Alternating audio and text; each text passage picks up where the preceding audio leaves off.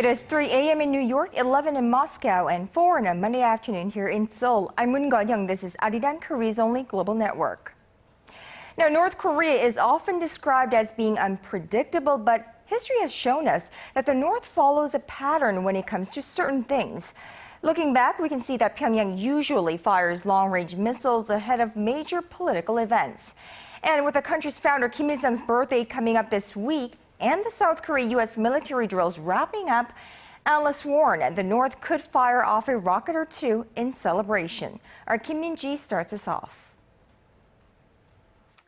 North Korea's long-range missile launches are usually concentrated in April.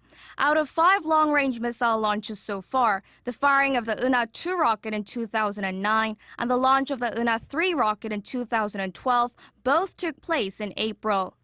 With the South Korea-U.S. joint military drills ending this week and major political events in store in North Korea, another provocation could be in the works.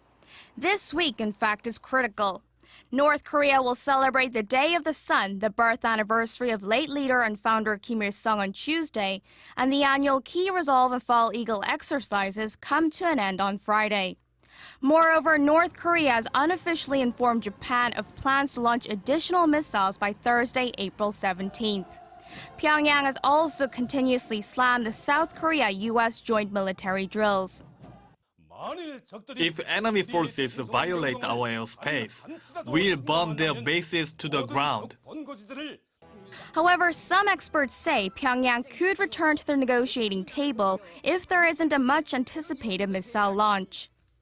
There's a chance North Korea could give up its nuclear tests if the six-party talks on denuclearizing the North resume. Pyongyang could make a gesture to improve inter-Korean ties first. Neighboring countries such as South Korea and China, as well as the U.S., are keeping a close eye on the nation's movements. They are not ruling out the possibility of the North either engaging in further provocations or coming back to the negotiating table. Kim Min-ji, ARIRANG News. A group of U.S. senators has introduced a resolution criticizing China's recent establishment of an air defense identification zone. The resolution was submitted by Senator Robert Menendez, chairman of the Foreign Relations Committee, and expresses U.S. support for freedom of navigation in the Asia-Pacific region. It says U.S. allies in the region continue to be threatened by aggressive actions by countries like China, which is trying to resolve disputes through coercion rather than diplomatic negotiations. Now, tensions spiked late last year when China unanimously declared an air defense zone that extends over disputed islands with Japan. Just last week, Korea's biggest tobacco company won a 15-year-long legal battle filed against them by individuals seeking compensation for smoking-related illnesses. But now it's the National Health Insurance Service's turn, and they think they've got a much better shot at winning. Connie Kim reports. To recover medical costs incurred due to tobacco-related illnesses, the National Health Insurance Service has filed a $52 million complaint against the nation's biggest tobacco company, KT&G, as well as Philip Morris and British American Tobacco. The amount claimed is based on the big data analysis of the amount spent on cancer patients suffering from lung or laryngeal over the past 10 years. The health agency says nearly 4% of its total health insurance payouts have gone toward tobacco-related treatments since 2011. For each pack of cigarettes that is sold in the country, about 34 cents goes to the government, or about $1.5 billion annually. Officials of the agency say they're taking up the case because they're having a hard time keeping health costs down. As you all are well aware, smoking cigarettes affects the nation's people, and especially women and adolescents. We are going to proceed with the legal battle for the future of our nation and to guarantee that health insurance costs are maintained. The announcement by the agency comes on the heels of a Supreme Court decision late last week in which the tobacco company, KT&G, won a 15-year-long legal battle against individuals who were seeking compensation for their smoking-related illnesses. Out of a total of 4 tobacco-related lawsuits in the nation, none of the plaintiffs have won. The Health Insurance Service, however, believes they have a stronger case. Connie Kim, ARIRANG News. Over in Korea's National Assembly, lawmakers still remained at loggerheads over key bills at April's extraordinary session. Once again, the ruling Saenuri Party lawmakers urged the main opposition party to cooperate on this Monday. Our political correspondent Ji Myung-kil has more. A number of crucial bills are still pending at the National Assembly. With less than 2 months to go before local elections, the ruling Saenuri Party was quick to pin the blame on the main opposition party. The main opposition New Politics Alliance for Democracy is keeping so many bills at hostage because it is not backing away from a set of broadcasting-related bills. We need to pass the welfare bills, the anti-nuclear terrorism bills, and the defense cost-sharing pact with the U.S., along with many others at April's parliamentary extra session. Che said that during the administrations of Presidents Kim Dae-jung and Roh Moo-hyun, the percentage of bills passed was about 60% and 40% respectively.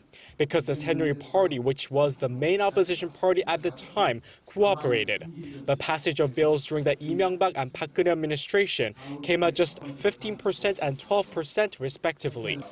Che said it's because the current opposition party has refused to work with the ruling party. The New Politics Alliance for Democracy has put more focus on making the candidate nomination system more transparent ahead of the June local elections. The party will start fielding candidates starting today. We will replace over 20% of incumbent local government heads at the city's ward offices and councillors applying for nominations in local elections. The move is intended to replace officials who have been repeatedly nominated by the party over the years. On Monday, the New Politics Alliance for Democracy held their first meeting to screen candidates who may have engaged in bribery, embezzlement, or sexual harassment. The opposition party hopes that by applying stricter rules, it will help the party reach its aim of creating new politics. Ji Myung-kil, ARIRANG News. And now on to the crisis in Ukraine. Its president has set a deadline for the pro-Russian activists in his country to leave the government buildings they're occupying by Monday morning or face an all-out attack.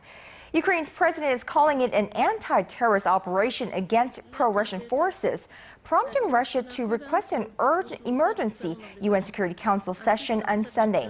The meeting ended with officials from Russia and Ukraine exchanging harsh words and blaming one another for the violence. Russia is urging authorities in Ukraine not to use force and is denying claims by Western nations that Russia is behind the violence.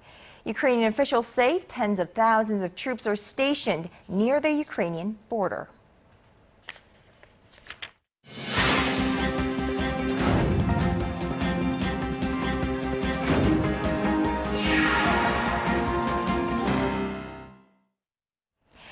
A consortium of Korea's biggest construction companies is officially signed on to an oil refinery and petrochemical plant project in Kuwait.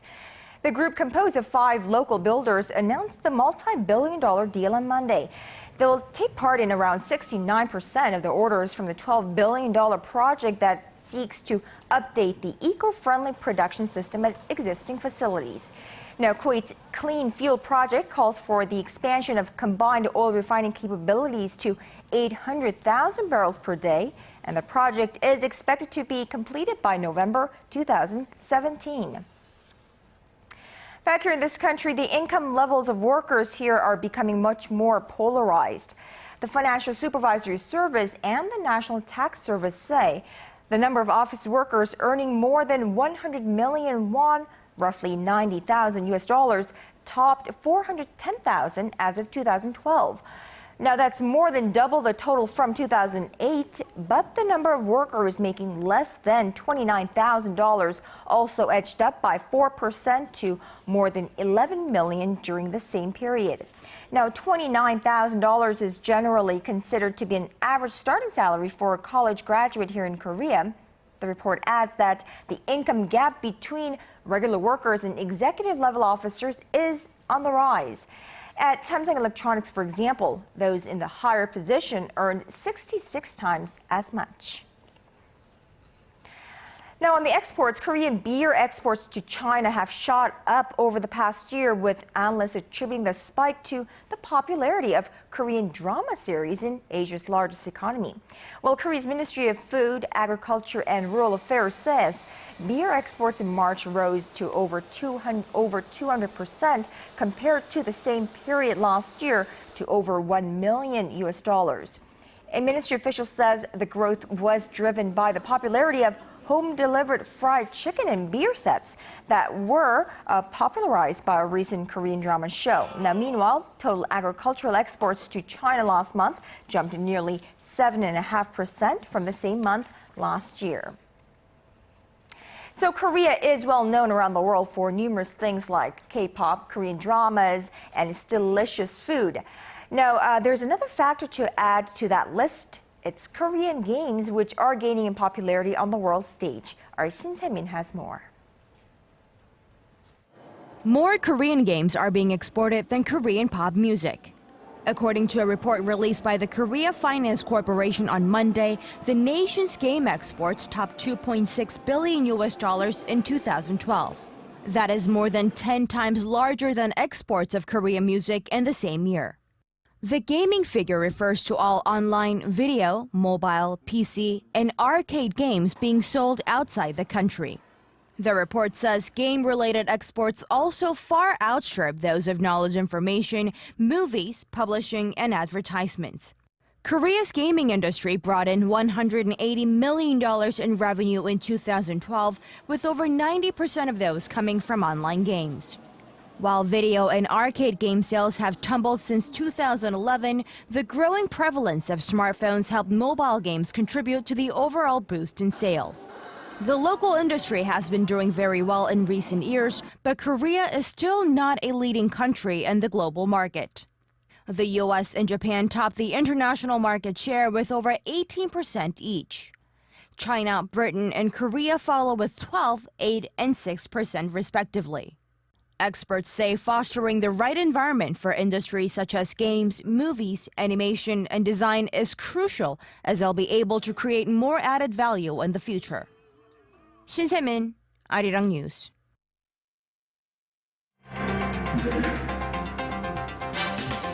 When the latest news meets the latest business stories, we give you a bigger and better picture of the world. Business Today with Moon Gon-young. Every weekday, only on ARIRANG.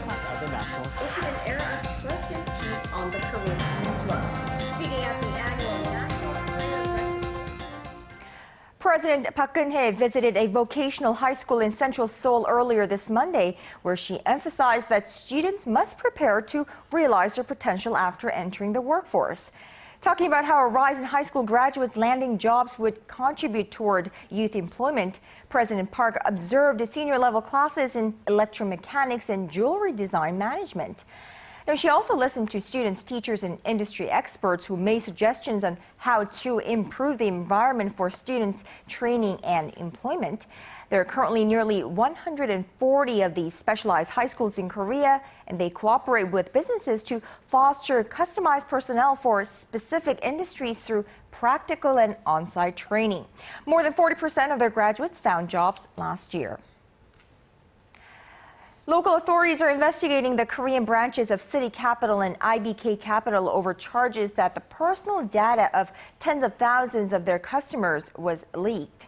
Korea's state prosecutor said Monday that the new leaks, just the latest in a series of breaches in Korea, affect 17,000 Korean customers from each of the financial companies. Now, in the Citi Capital case, it's alleged a company employee was involved in leaking that information, and the employee, of course, denies the charges. The nation's financial authorities are planning to punish the companies as soon as they wrap up their investigation, adding the measures will be as severe as the law allows. And there are various ways in which scammers can get a hold of your personal information, and has grown in tandem with the popularity of smart technology, which is to say very quickly indeed. Mobile developers are doing whatever they can to stay one step ahead, designing new applications to tackle these so-called smishing scams. Now, our UDN tells us what some of them are. A text message arrived with an invitation to a child's first birthday party. Press the URL and a malignant application is automatically installed on your phone. But before that can happen, a warning screen pops up, asking if you want to block the attempt. This is one smartphone application that helps you avoid getting bilked by a mobile texting scam known as smishing. I've received a lot of smishing text messages, but I've been too scared to click on them. I like that the app blocks it automatically, even if I click on the links. The application is one of many responding to recent breaches of personal information via spam text messages that once installed can steal your bank or credit card information. The number of smishing cases reported stood at 28,000 last year, which is 10 times higher than the previous year. That amounted to about $4.8 million in losses. The spam blocking application can also detect malignant applications that are distributed through abnormal methods. We have built an application database that separates forged or altered applications from the normal ones. Another program also fights against email spoofing attacks by automatically filtering out spam. Many people use the automatic spam filtering function because the program looks into the credibility of the mail and analyzes various information to filter out spam. By entering keywords such as insurance or loans, the program can also block spam messages that contain those words. Just as attackers are diversifying the ways in which they integrate malignant codes into smartphones or computers, programs that block those codes are also evolving at a fast pace. 유리안, 아리랑 뉴스.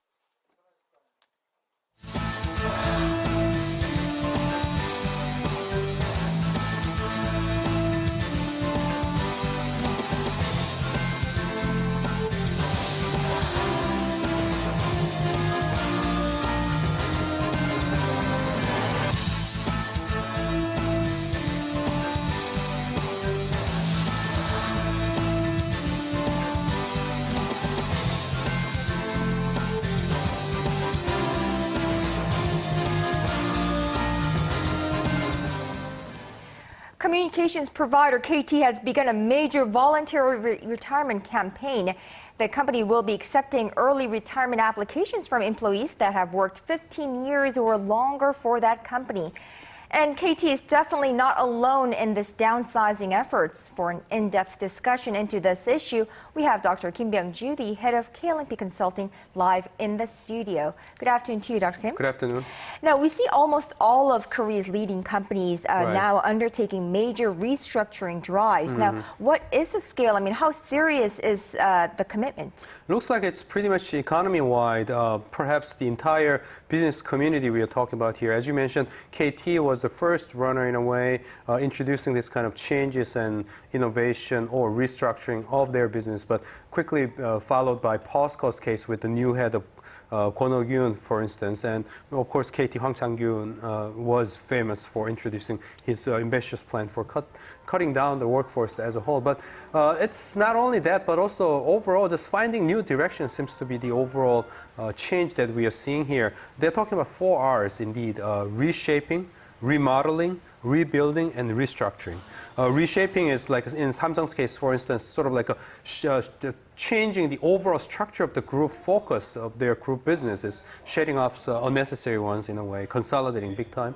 And the remodeling, in the case of Hyundai, for instance, just totally trying to introduce a totally new design of new designed models for their main product. And also rebuilding, SK's case, kind of like trying to rebuild their main line of business with new, different kind of things. And of course, last R, fourth R, restructuring, just like KT's case, kind of like a good old ways of solidifying the business and shedding off the workforce and consolidating and all that. So this is indeed, as you mentioned, as you asked the question, and my answer would be the entire business community-wide, and the commitment seems to be very serious. Indeed, one of the most serious level of restructuring and reshaping of their businesses by Korean leaders of Korean businesses for the first time in about 2 decades. Right, 2 decades. So, the 4R you mentioned, it seems like they are going to go ahead with an overhauling the companies. Now, top leaders such as Samsung and Hyundai Motor Groups are leading this drive, right? Right, indeed, right. And we mentioned first time in 2 decades, and for sure in Samsung's case, it is indeed, a lot of people are saying, the biggest, most ambitious drive to restructure their business model first time in 2 decades. 2 decades ago, at the end of 1997, about 2 decades ago, Samsung was trying to introduce like a totally different design of their businesses in order to survive. This time, they're saying on the peak of their business performance, they're trying to find new ways to lead next leap forward, indeed, and that's what they're trying to do. Recently, we covered in this segment about their consolidation of their traditional business of textile and fashion business, and then how the new line of businesses of batteries go into different units of companies and so on. And also in the chemical area in Samsung, chemical and petrochemicals, they're being solidified, and there are different areas that are being further downsized, such as finance areas, Samsung life insurance, for instance, and Samsung Securities, they're facing big time downsizing here in terms of workforce. And Hyundai, same story goes. As one of the leaders of Korean business, they're also trying to kind of like focus on what they're strong at, meaning the more of the solidifying and finding new business for the auto side, and then shedding off all the extra ones on the non-auto side. So Hyundai, Samsung, they're both really leading this kind of change, this round of changes for Korea's business community big time. Now, I suppose that for survival purposes, the next tier business groups are also more desperate about this restructuring or downsizing efforts. I think you're right about that, indeed. While Samsung and Hyundai are actually trying to introduce this kind of changes at the peak of their performance, the second tier group, such as Hanwha, they're trying to really find new ways for survival. For instance, Hanwha Chemical is pushing big time forward into their battery business, for instance, not battery, but the solar power business, indeed. And the SK's group, as I mentioned briefly before, they're trying to get rid of some of the businesses that they're not very hot about, and then trying to build the new ones through the by creating different kinds of communication services here. And POSCO, looks like interesting thing is they seem to be, for now at least, turning back to the good old basics, which is steel making. The previous chairman had tried many different things. Now, new chairman is kind of like bringing the focus back to their good old business of steel making. But at the same time, he will have to find new business to take the corporation forward for the next several decades. And KT side, for now, downsizing is a big word here because they're reducing 20%, 1 out of 5 people there in terms of workforce to cut the cost here. And then Lotte is going into the food business big time by solidifying several of their companies into one called the Lotte Food. And so a lot of eyes are closely watching how these second-tier businesses are trying to transform their businesses themselves. You mentioned the timing of the downsizing by Samsung and Hyundai at the peak of their performances, I suppose. And of course, last week we were hearing that the government and the central bank saying that the economy is in a continuous upswing. So why all this restructuring now? I mean, how do we explain the timing? Actually, a lot of people are asking that question. Looks like economy is going pretty well, at least according to the government authorities and the central bank here. But the thing is, while the overall economy seems to be improving, the thing is, by sector, if we go into breakdown of these kind of performances, actually it's automobile and semiconductors that are doing, but in other areas, Korean businesses are not doing that well at this point. So what's happening is, as I mentioned, in automobile and semiconductors, at the peak of their performance, they're trying to find new path forward, while other industries, such as chemicals, steel making, ship making, these kind of businesses are really facing this extended difficulty and challenge. So they have no other choice rather than finding ways to slim down themselves. And also we have two forces going on, like trying to find new path at the peak of their performance, and then the other one just out of desperation trying to find new ways out of the overall difficulties that has been extending. A lot of people are saying since 2008, Korean corporations could not find a chance to introduce these kind of changes in order to just survive for the last several years, but now they're finding timing to introduce this kind of new changes. That's what's happening as a whole. And one last thing is from the external side, government, as you mentioned, while they're emphasizing the overall upturn of the business cycle, they're all at the same time asking for restructuring and remodeling of these businesses for the sake of the health of the financial sector here. So together with the internal logic for change, one, and then external pressure from the government and the financial sectors, all these businesses are trying to find new ways out. And as I mentioned before, other than the automobiles and semiconductors, this traditional business where Korea has betted a lot on its survival and prosperity for the past several decades, such as steelmaking and shipbuilding and all that, Korean business community really faces a desperate need to find new path for their growth, meaning new businesses. So that's why we are seeing all these changes coming all together at this particular timing. Right, a new catalyst that will push them forward for another round of business excelling performance, I suppose. Absolutely. All right, Dr. Kim Myung-kil, thank you so much for today, and we will speak to you tomorrow again. Okay.